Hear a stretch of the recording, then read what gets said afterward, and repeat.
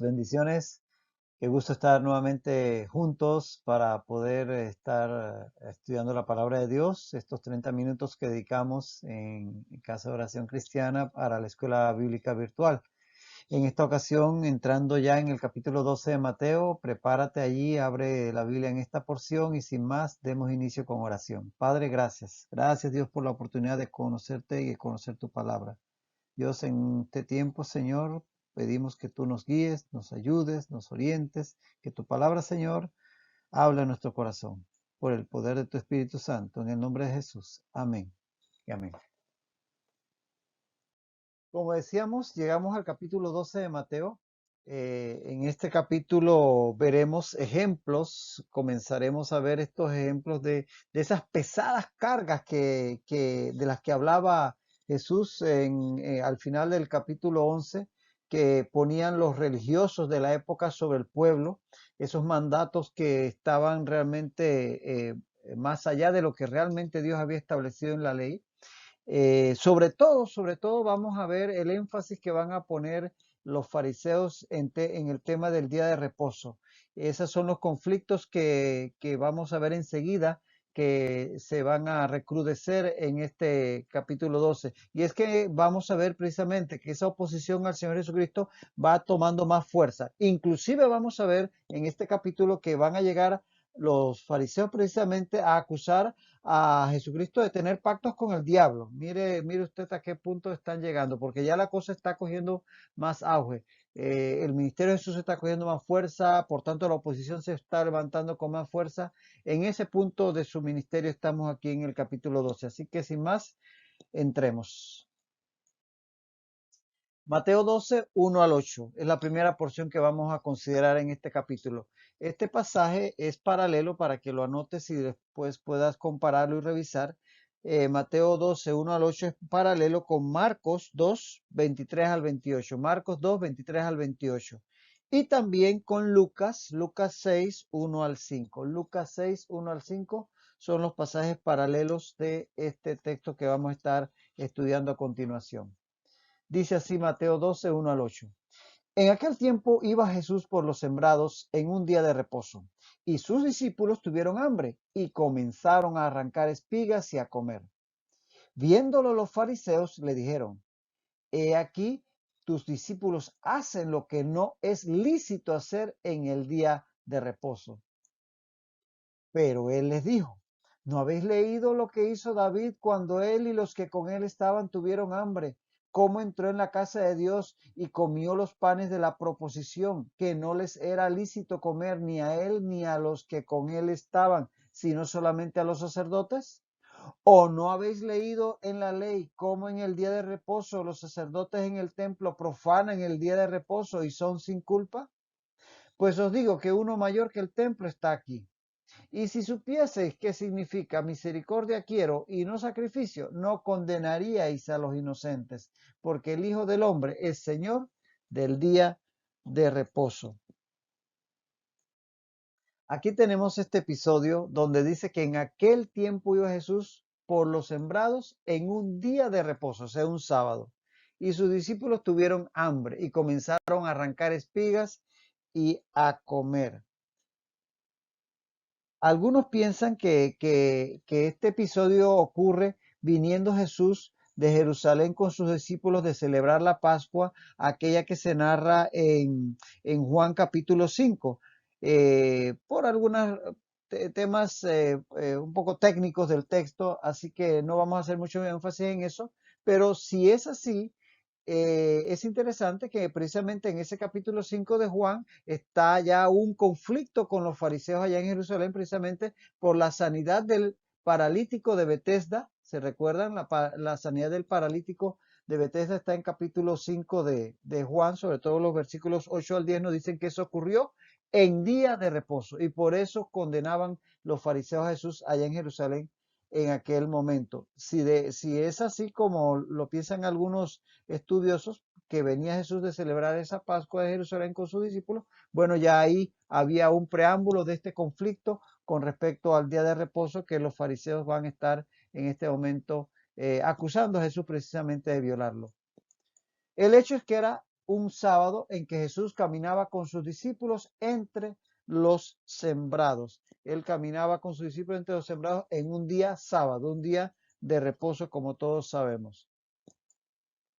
Y aquí se dice que arrancaban granos, no se dice qué granos eran. Habían específicamente 3 granos que se cultivaban en Israel. El principal de todos era el trigo, que era la fuente principal de alimento del cual se hacía el pan y toda la fuente principal de calorías a base de almidón, de carbohidratos, era el trigo. Pero también estaba la cebada, que también era un grano muy, muy cultivado en Israel.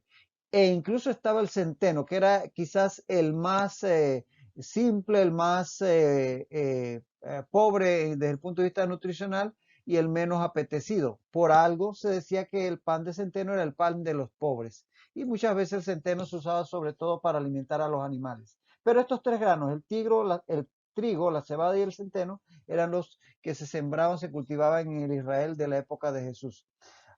Y se sembraban en forma de franjas, no eran terrenos como hoy día que se cercan y todo esto, sino franjas pertenecientes a fulano, mengano, sutano, y se dejaban pasillos como especie de callejones que servían para caminar entre los sembradíos para que la gente no tuviera que caminar por encima de los granos y los pisara y los dañara. Así que habían especies de pasillos entre las franjas de cultivo para que la gente pasara. Y seguramente por ese tipo de pasillos entre los sembradíos venían pasando Jesús y sus discípulos.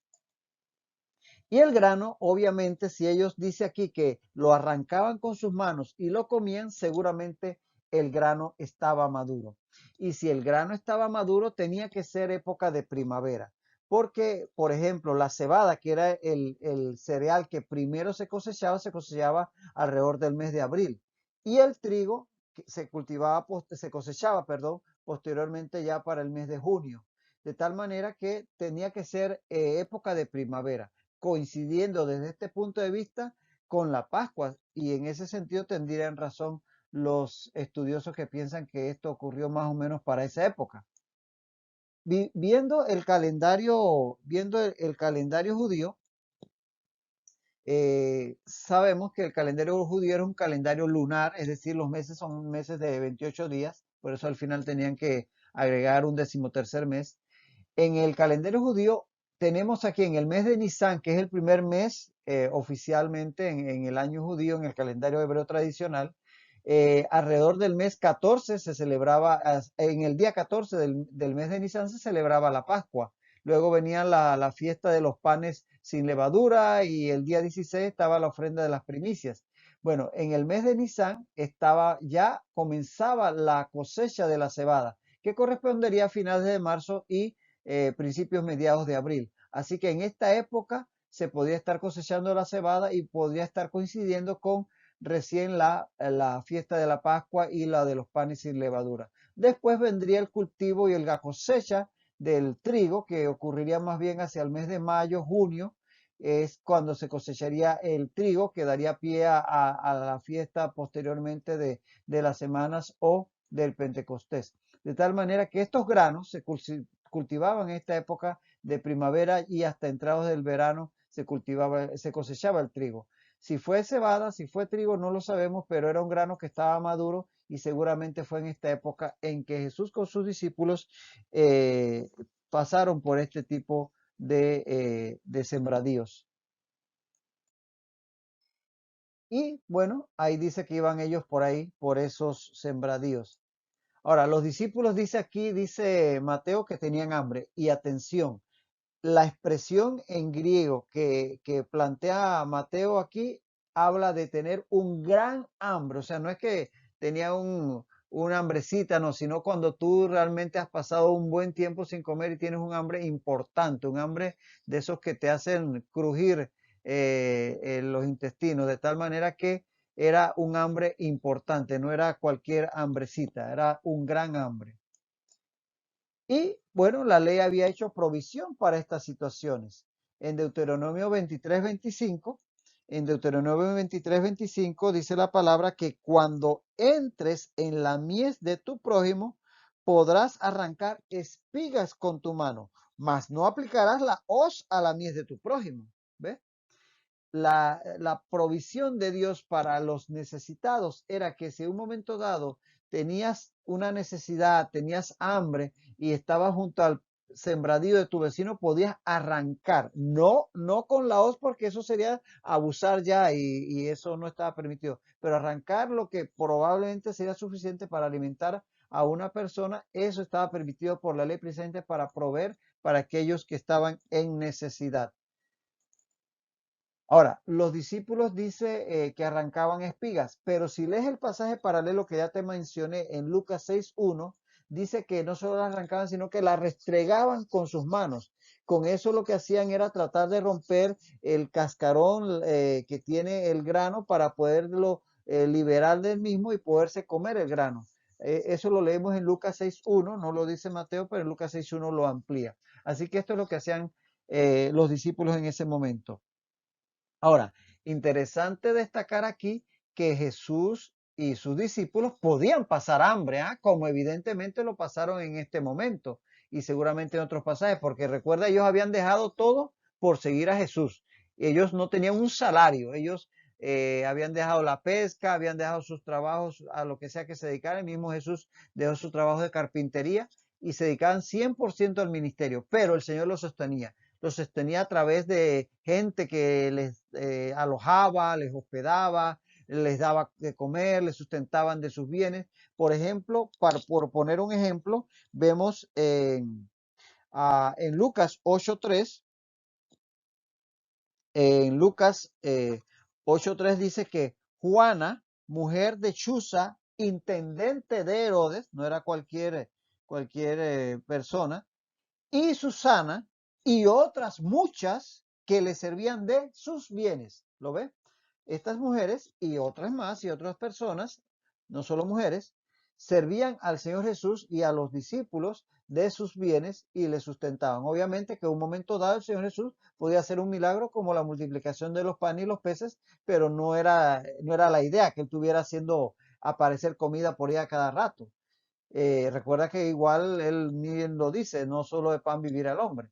Pero el hecho es que sí es cierto que en algún momento podían pasar hambre porque dependían de ese tipo de donaciones, pero el Señor les provee, porque el Señor provee a sus siervos, a veces de una forma milagrosa, pero a veces de una forma de lo más sencilla y ordinaria, como que alguien sencillamente te da una bolsa de supermercado. Así que no tiene que ser con una multiplicación de panes y peces, puede ser, Dios puede usar instrumentos humanos para proveerte y eso no lo debemos en ningún momento menospreciar. Dios suple a sus siervos de una u otra manera. Ahora, lo cual no implica que en algún momento pasemos alguna necesidad. Ojo, eso no quiere decir que si paso hambre o paso alguna necesidad, que Dios se olvidó. No, eso puede suceder. Lo dice Pablo. Pablo en Filipenses 4:12 al 13. En Filipenses 4:12 al 13 dice Pablo, sé vivir humildemente y sé tener abundancia. En todo y por todo estoy enseñado, así para estar saciado como para tener hambre, así para tener abundancia como para padecer necesidad. Y es en este contexto que él proclama, todo lo puedo en Cristo que me fortalece. A veces pensamos que ese versículo es sencillamente que todo lo puedo porque y voy a poder hacer que todo funcione.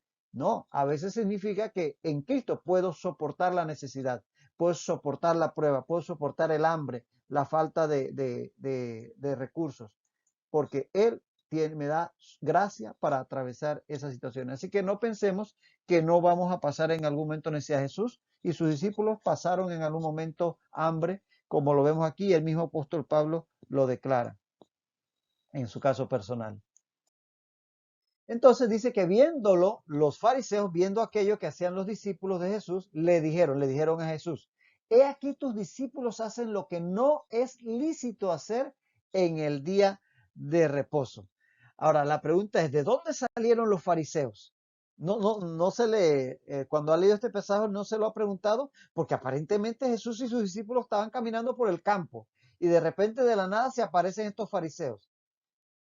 Bueno, podríamos pensar que si era como dicen los estudiosos que mencionaba yo hace un momento, que Jesús podía estar viniendo, regresando de Jerusalén hacia Galilea, de celebrar aquella Pascua que aparece en Juan 5, con sus discípulos, podían venir en una caravana, como sucedía en aquellos tiempos, que la gente venía en grupos para protegerse unos a otros, y venían entre el grupo que venían Jesús y sus discípulos, venían cerca el grupo de los fariseos viniendo de la misma fiesta, de la misma Pascua de Jerusalén. Puede ser ese el tema.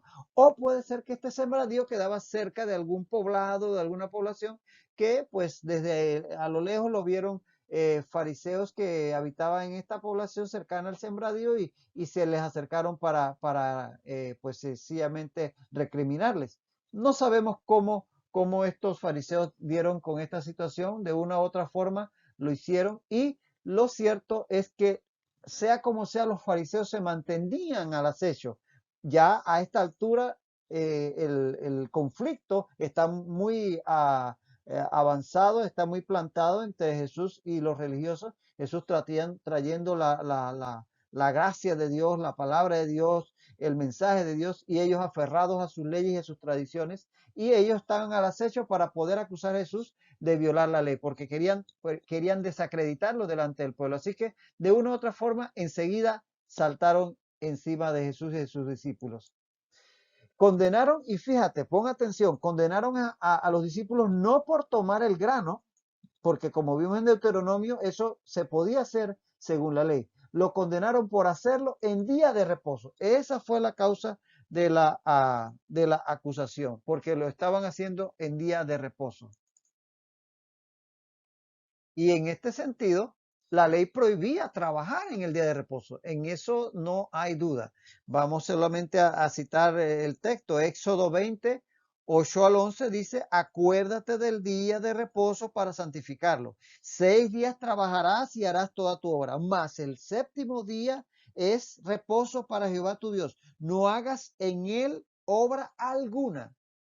Y también en Éxodo 34, 21 dice: 6 días trabajarás, mas en el séptimo día descansarás. Aún en la arada, en la siega, descansarás. O sea, el tema de la cosecha, clarito. También Deuteronomio 5, 12 al 15 repite el mandamiento de Éxodo 28 al 11. Así que estaba claro que en el día de reposo no se debía trabajar. Los rabinos, sin embargo, el tema es que los rabinos habían hecho todo un catálogo de cosas que se consideraban trabajo y que no se debían hacer en el día de reposo.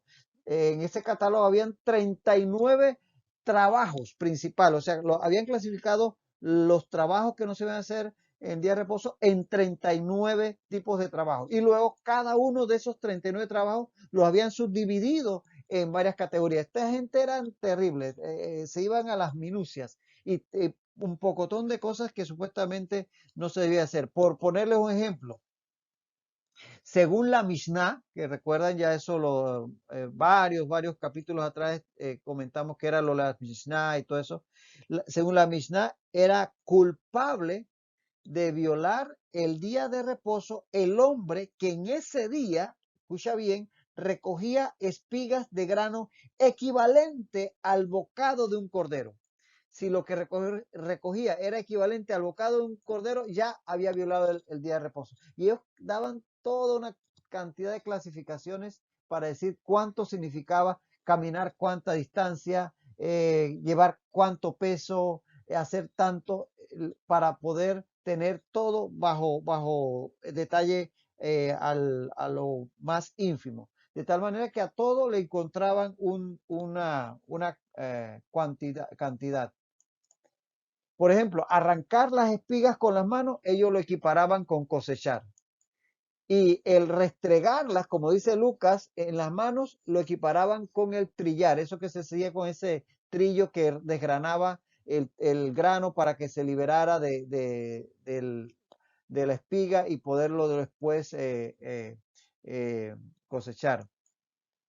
Y soplar, como si yo hiciera esto para que se fuera la paja y se quedara solo el grano después que lo he separado, eso lo equiparaban con aventar. Eso que se hacía en la era, que se tiraba en alto el grano para que el viento se llevara el tamo, la paja, la hierba.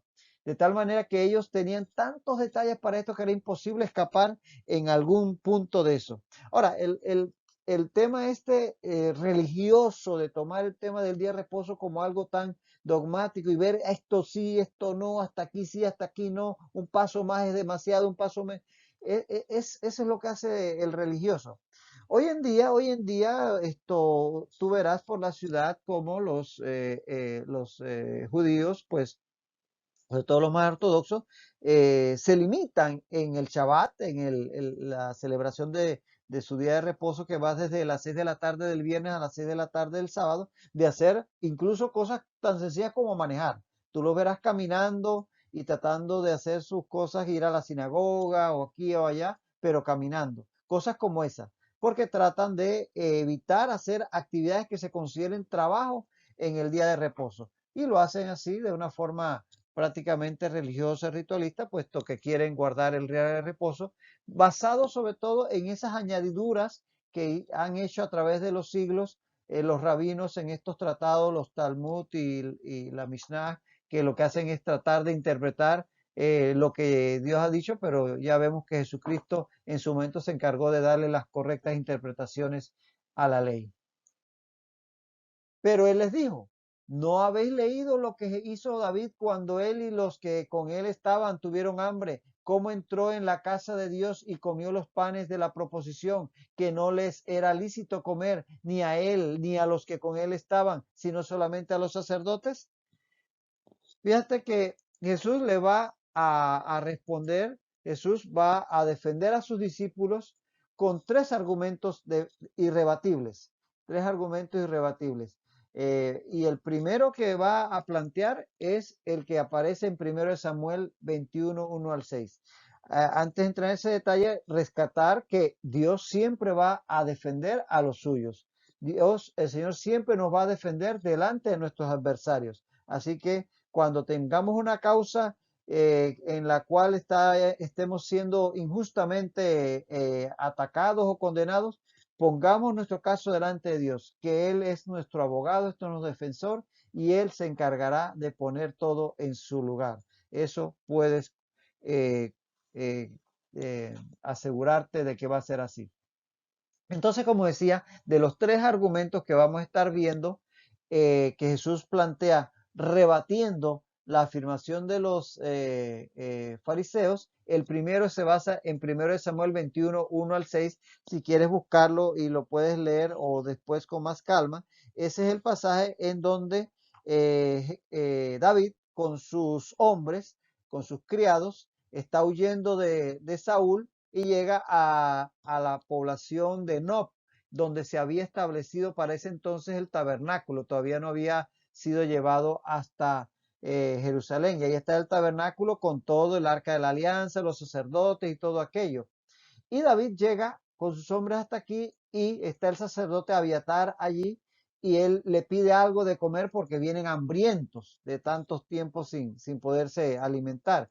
Y no había nada para comer. Y el sacerdote Abiatar lo único que tiene es el pan de la proposición, ese pan que se ponía en las mesas en el lugar santo y que era un pan sagrado y que solamente los sacerdotes podían comer, pero Abiatar, no habiendo nada más y estando David y sus hombres en necesidad, bajo una situación de necesidad, le entrega los panes para que coman de él y no mueran de hambre o se debiliten hasta al punto de enfermar. De tal manera que ese es el pasaje que Jesús les está citando aquí cuando está rebatiendo esa posición tan legalista que están tomando los fariseos en contra de los discípulos. Para el concepto este de los panes de la proposición, recordar el atrio, que fue el modelo también para el templo, que era, el tabernáculo, que fue el modelo para el templo, que estaba compuesta del atrio, que era la parte externa, donde estaba el altar de bronce y la fuente de bronce. Aquí se quemaban los sacrificios, aquí se lavaban las manos los sacerdotes. Luego estaba la tienda o el propio tabernáculo dividido por una cortina en el lugar santo y el lugar santísimo. En el lugar santísimo, que era la parte más reservada, estaba el arca del testimonio cubierta por el propiciatorio. Y en el lugar santo, donde entraban los sacerdotes para levantar sacrificios y oración y demás, estaba el candelabro de oro que simbolizaba la luz del Espíritu Santo, el altar de incienso que representa las oraciones del pueblo, de su pueblo a Dios, y estaba la mesa con los panes de la proposición. Estos panes, los panes de la proposición, así llamados, estos panes o de la presencia también, eran colocados en dos grupos de 6 y representaban a las 12 tribus de Israel. Por eso eran 12 panes. Y también simbolizaban la comunión entre Israel y su Dios y su palabra. De tal manera que eso representaban. Ellos se cambiaban cada día de reposo. Es decir, se ponían el día de reposo y el 100 de reposo se quitaban esos y se ponían nuevos. Y los viejos eran para que los sacerdotes los comieran. Podemos leer, por ejemplo, en Levítico 24, 5 al 9 dice, 24, 5 al 9 dice que cocerás 12 tortas, las pondrás en 2 hileras, 6 en cada hilera, sobre la mesa delante de Jehová. Cada día de reposo lo pondrás. Será de Aarón y de sus hijos, los cuales lo comerán. Y también lo dice Éxodo 25:30, que pondrá sobre la mesa el pan de la proposición delante de mí continuamente. De tal manera que este pan era puesto cada día de reposo y cuando se reemplazaba, el que se quitaba, lo comían los sacerdotes solamente. Ese es el pan de la proposición o pan de la presencia, porque estaba en la presencia de Dios.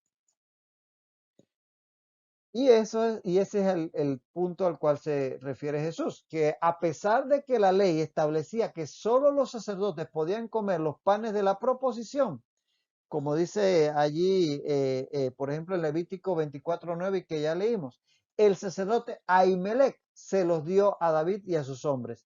Lees, por ejemplo, en 1 Samuel 21:6, que el sacerdote le dio el pan sagrado, porque allí no había otro pan sino los panes de la proposición, los cuales habían sido quitados de la presencia de Jehová para poner panes calientes el día que aquellos fueron quitados, de tal manera que eso se hizo a pesar de lo que establecía la ley.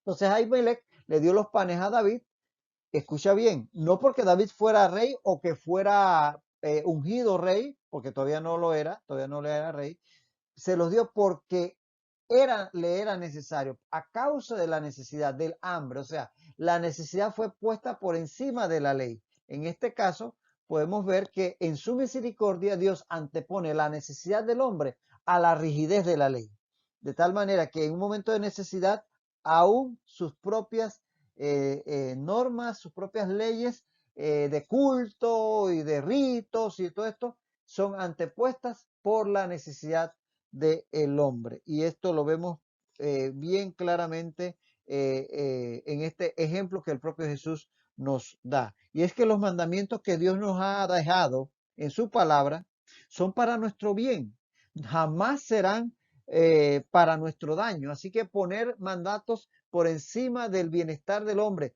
que vayan a hacerle daño, eso no es el espíritu de la ley. Los mandamientos de Dios son para nuestra vida, no para nuestra muerte.